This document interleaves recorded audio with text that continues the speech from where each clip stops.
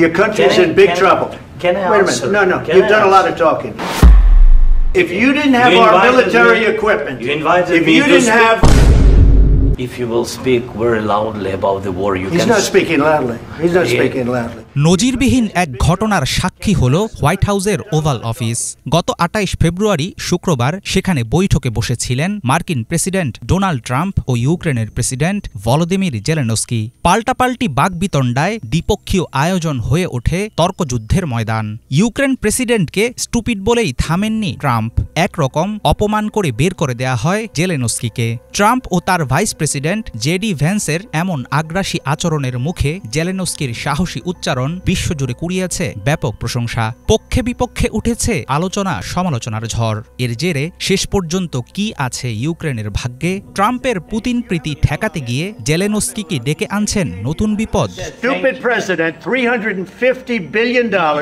We gave you military equipment. ইউক্রেনের president Volodymyr জেলেনস্কির Washington সফরে দেশটির বিরল খনিজ সম্পদ নিয়ে যুক্তরাষ্ট্রের সাথে একটি চুক্তি হওয়ার কথা ছিল। রয়টার্স ও এএফপি সহ বিভিন্ন আন্তর্জাতিক গণমাধ্যমের উপস্থিতিতে হাসিখুশি পরিবেশে শুরু হয় দুই রাষ্ট্রনেতার যৌথ বৈঠক। যে চুক্তি নিয়ে আলাপের কথা ছিল তার বাইরে গিয়ে ইউক্রেন যুদ্ধ সংক্রান্ত বিষয় নিয়ে আলোচনা উঠলে একসময় প্রকাশ্যে দেখা দেয় চরম উত্তেজনা। ডোনাল্ড ট্রাম্প ও জেডি ভ্যান্সের একের পর এক উন্নাসিক মন্তব্যে কোণঠাসা হয়ে পড়লেও থেমে যাননি জেলেনস্কি। ট্রাম্পও চালিয়ে গেছেন তিরস্কার ও চেঁচামেচির তীর। তৃতীয় বিশ্বযুদ্ধ নিয়ে জুয়া খেলার অভিযোগও আনেন জেলেনস্কির বিরুদ্ধে। And the president who's trying to save your country.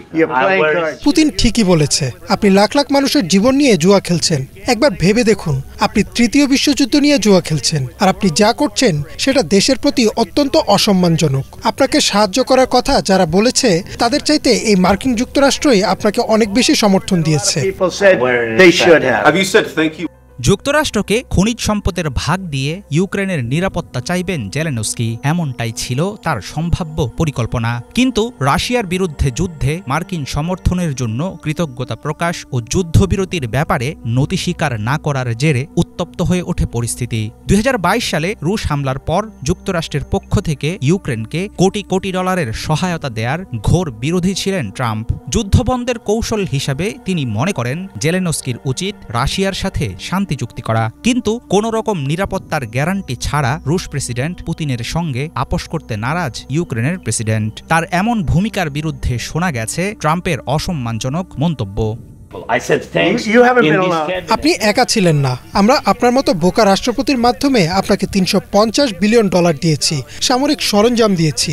আপনি ও আপনার লোকজন বেশ সাহসী, কিন্তু তারা বাধ্য হয়েছে আমাদের মিলিটারি সাহায্য নিতে। আপনাদের কাছে যদি আমাদের সামরিক সরঞ্জাম না থাকতো তাহলে এই যুদ্ধ 2 সপ্তাহের মধ্যেই শেষ হয়ে যেত। ডোনাল্ড ট্রাম্প ও ভলোদিমির জেলেনস্কির মধ্যকার উত্তপ্ত বাক্য বিনিময়ের জেরে জটিল দিকে মোড় নিতে পারে যুক্তরাষ্ট্র ইউক্রেনের সম্পর্ক। বিশ্লেষকরা বলছেন অনুচিত হলেও এমন ঘটনা একেবারেই অপ্রত্যাশিত ছিল না। হোয়াইট হাউসে দুপুরের খাবার খাওয়ার কথা থাকলেও সেই সুযোগ পাননি জেলেনস্কি। অপমানজনক পরিস্থিতির ভেতর থেকে বের হয়ে তিনি আবারও চাইলেন ট্রাম্পের সহায়তা। প্রভাবশালী গণমাধ্যম ফক্স নিউজকে দেয়া এক সাক্ষাৎকারে জানালেন মার্কিন সাহায্য ছাড়া রাশিয়াকে আটকে রাখা কঠিন হবে তার দেশের জন্য। দাবি করলেন যুক্তরাষ্ট্রের সঙ্গে ইউক্রেনের সম্পর্ক এখনও ঠিক করা সম্ভব। তবে বৈঠকে ট্রাম্প সাফ জানিয়েছিলেন শান্তি চুক্তি না করলে ইউক্রেনের পাশে থাকবে না যুক্তরাষ্ট্র। পুতিন একটি চুক্তি করতে চান, আমি জানি না আপনি চুক্তি করতে পারবেন কিনা। মার্কিন যুক্তরাষ্ট্র ছাড়া আপনি একজন দুর্ধর্ষ লোক হতে পারবেন বলে আমি মনে করি না। আপনার জনগণ সাহসী, কিন্তু হয় আপনি একটা চুক্তি করবেন নয়তো আমরা বেরিয়ে যাব। আর আমরা যদি বেরিয়ে যাই তাহলে এই লড়াই আপনাকে একাই লড়তে হবে।